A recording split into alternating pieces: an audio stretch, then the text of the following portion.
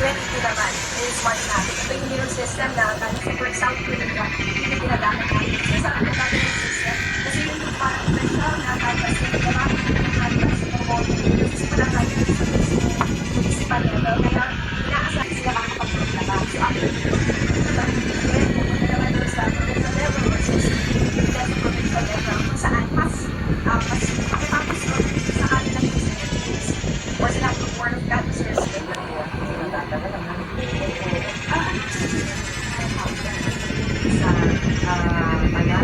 pagpasok ng mga sumbalinaan sa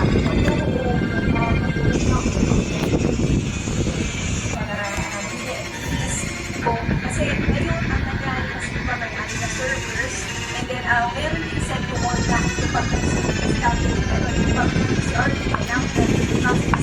pero ngayon kasi send na agad sa malamig na servers yan. Gretchen, dahil naantay na natin yung pagpasok pagkalakasan ng puso. Kasi may nakikita na natin parang transmission progress, upload progress, yung mga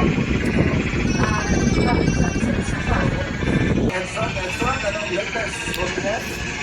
Kung makita nga natin dito sa ating dashboard, yung dito sila sa 67.67%.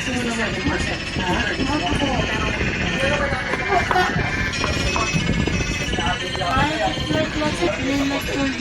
yes, so na natin, no? Sa pagsasabi ng ito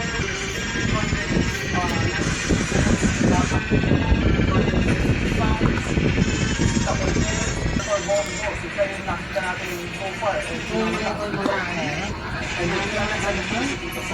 But then, isa sa interest dito, yung laban para sa congressman. Okay.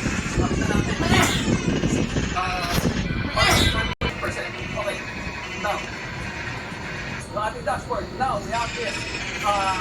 In the center, we have the center box. Number 1, 40 volts, battery backup. Baton nila ko sa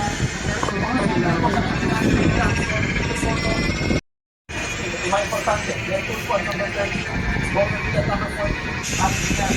Pero mga kapatid, ito, importante natin malaman sa datos. Sa lahat, then, below 50% pa ng transmission. So, dito na natin, yung mga areas na nasa view. Mga kapatid, malinaw. Karamihan ng boto na nagaling sa likod. So, that, the 90%. Pero overall, sa 48.38% pa rin tayo, mga kapatid. Or close to 80% of the vote. Pero karamihan ng mga boto natin nagaling sa Luzon.